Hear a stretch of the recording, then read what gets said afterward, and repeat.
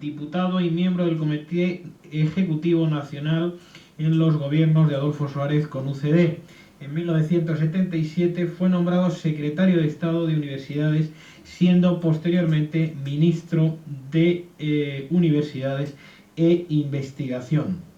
Luis González Seara es autor de distintas obras como Ángel Ganivet, Miguel de Unamuno, Opinión Pública y Comunicación de Masas, España en el umbral del cambio, La sociología, Aventura dialéctica, La década del cambio y China, 100 flores te esperan. Luis González Seara acaba de recibir el Premio Nacional de Ensayo, en este caso concreto por una obra titulada El poder y la palabra. Es nuestro siguiente invitado en Primera Plana en Radio Libertad. Don Luis González Seara, buenos días. Buenos y días. Muchas gracias por estar en Primera Plana. Bueno, gracias a ustedes. ¿Cuál es la tesis que mantiene en su obra El poder y la palabra? Bueno, hay son dos hilos conductores, dos tesis básicas, ¿no? Una es que la historia de Europa es un desarrollo de la idea de la libertad y de los derechos y dignidad de la persona humana, y que dentro del conjunto de avatares, de conflictos, de guerras, de calamidades que fue atravesando la historia de Europa, a veces llena de guerras civiles dentro de los propios países de Europa, en el fondo esa tensión que ha habido siempre entre la razón de Estado y el realismo político y la idea utópica de la libertad, de la búsqueda del mejor gobierno, de los derechos del hombre, al final se impone teóricamente y se consigue que se establezca como un modo general de legitimación de la vida política el principio de la libertad, el principio de la tolerancia, el principio de los derechos del hombre, el respeto de las minorías, el establecimiento de unos supuestos fundamentales para el control del poder político, en definitiva lo que se considera líneas y rasgos característicos de la democracia moderna. Y por otra parte que Europa es una realidad anterior a sus naciones, que por tanto la cultura europea es un pozo común de la que derivan el conjunto de todas las distintas naciones y estados europeos, que luego cada uno de ellos tiene sus propias características específicas y que ha contribuido desde sus aspectos parciales al desarrollo de la cultura común, pero que lo que de verdad define el conjunto es toda la cultura de Europa, que los estados y naciones son pequeñas derivaciones de esa cultura común y que parece lógico, por consiguiente, que más que hablar mucho de las cosas que separan, se piense en esa cosa común para poder constituir una Europa unida políticamente, ¿no? En este momento Europa está en crisis. Europa no está en crisis. Europa lo que está en crisis en cierto modo es el europeísmo, es decir, hubo un momento en que había una ilusión más amplia y más generalmente extendida por la Unión de Europa. Tal vez el exceso de tiempo que lleva la Unión de Europa por haber comenzado con la unidad económica y el excesivo hincapié que se ha ido haciendo en los aspectos económicos que son fundamentales para la unión política, pero que a veces ha exagerado el papel de la parte económica, ha hecho que últimamente en toda Europa haya decaído bastante el entusiasmo europeísta y que Maastricht se vea más como una cosa más burocrática y más de las empresas y los bancos que no de los ciudadanos. Precisamente esa es la parte que conviene volver a impulsar, que se haga una Europa de los ciudadanos, una Europa que esté pensada para la actuación conjunta y política de ese núcleo cultural que ha sido una de las grandes creaciones de la historia de la civilización, ¿no? Esa Europa de los ciudadanos no puede tener para nosotros el peligro de quedarnos sin España, es decir, de irnos a una desvertebración casi absoluta con un poder cuasi federalista por parte de las autonomías. Bueno, yo no veo que... Yo creo que la era del Estado-Nación está acabada, que realmente no tiene mucho sentido el querer mantener las formas políticas que han tenido su desarrollo y que han tenido sus ventajas y sus inconvenientes, pero que hoy no son lo que necesita el conjunto de realidades del mundo, ¿no? No solamente por el hecho de que, como a veces se dice, esté mundializada la economía y esté mundializada la información y estemos en una aldea global, no solamente por eso, sino porque las propias características del conjunto de Europa, la movilidad que hay, la rapidez y las comunicaciones y el hecho hecho de que dentro de Europa uno en definitiva puede recorrer precisamente casi toda Europa sin sentirse realmente fuera de su propio ambiente cultural,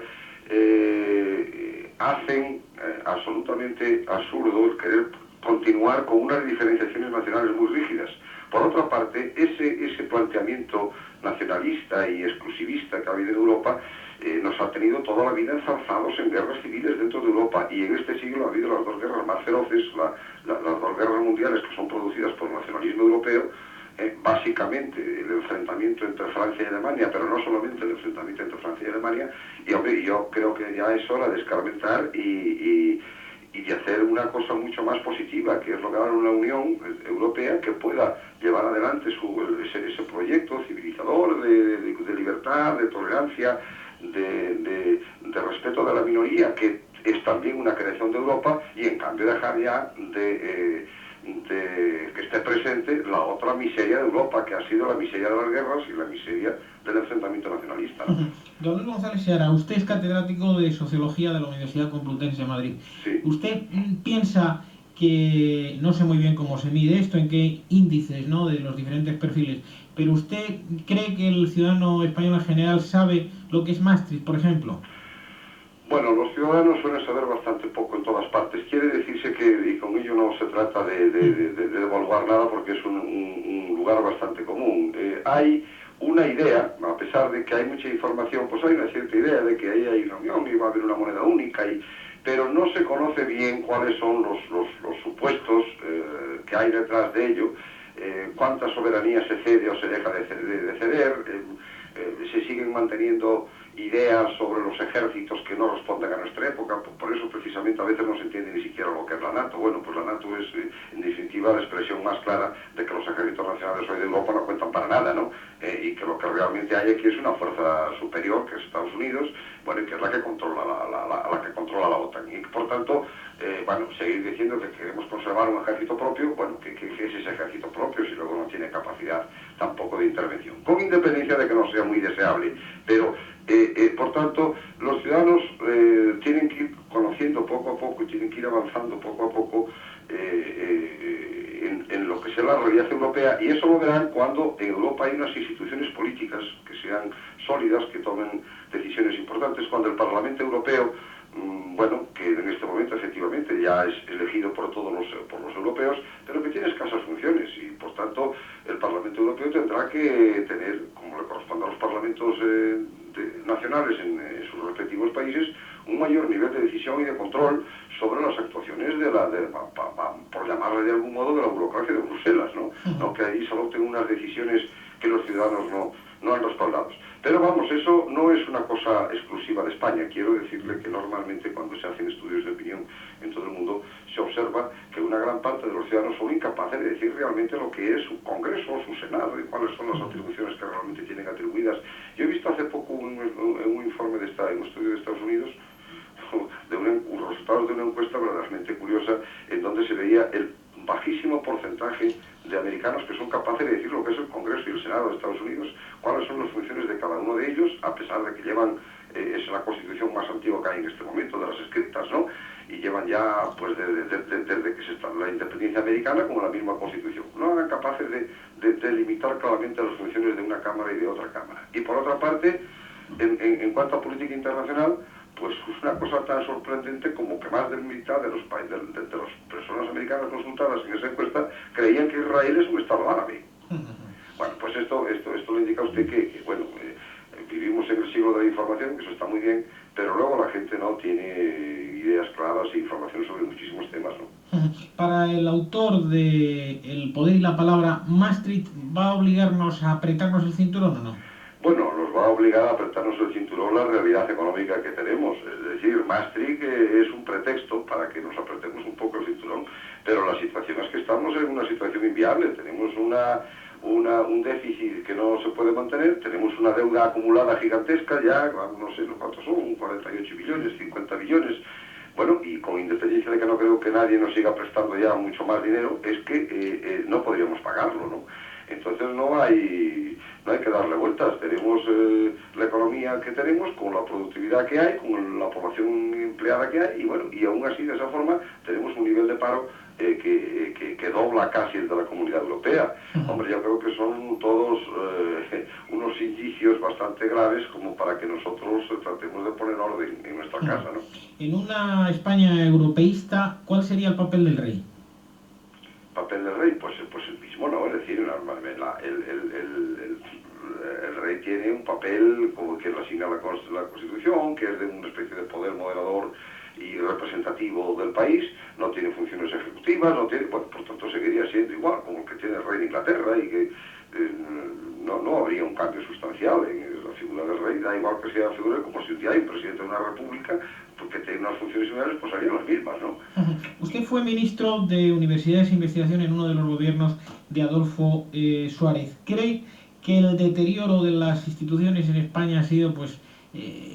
fortísimo después de todos los casos de corrupción que se han conocido y que se están conociendo a diario? Pues yo creo que sí, yo creo que ha habido un deterioro en poco tiempo, además, ha habido un deterioro en unos años, se ha producido un desprestigio grande de las instituciones, se ha producido un desprestigio de la política y de la función política, se ha abusado de una forma, bueno, que ahí está al alcance de la mirada de cualquiera, no solamente no cumpliendo con lo que son ciertos principios básicos de la democracia, como respetar un poco más las minorías y permitir el control del poder y de las comisiones de investigación que debían haber hecho las Cortes y que no han hecho. Bueno, el no haber aceptado la responsabilidad política, pues el gobierno de Felipe González y por tanto haberse marchado en su momento, todo eso que son los usos de la democracia que aquí se han conculcado, encima eso ha ido acompañado de una corrupción muy amplia, del uso indebido de fondos públicos, bueno, y todo eso ha producido un deterioro grave, una pérdida grave de imagen internacional y dentro del propio país. Y yo creo que es fundamental que eso se regenere, que habrá que hacer modificaciones incluso institucionales, habrá que hacer alguna reforma de la Constitución, pues se reforma la Constitución. Si para cambiar la ley electoral tenemos que reformar la Constitución, pues se reforma, no pasa absolutamente nada, ¿no? O para cambiar la composición del poder judicial, o las formas de gestión y de control de las radiotelevisiones públicas. Es decir, yo creo que es el momento de hacer un pequeño balance ya del tiempo que llevamos de democracia y hacer las adaptaciones institucionales que son necesarias para poder corregir precisamente esos quebrantos, ¿no? Don Luis González Seara, autor de El poder y la palabra y Premio Nacional de Ensayo. Se han producido